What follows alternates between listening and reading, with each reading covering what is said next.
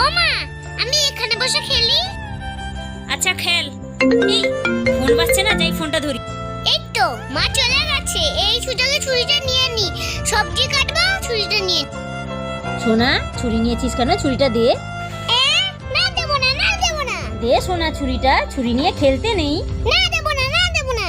দে, হাতটা কেটে যাবে তো। না, এইভাবে ওর কাছ থেকে ছুরিটা নেওয়া যাবে না। কি যে করি।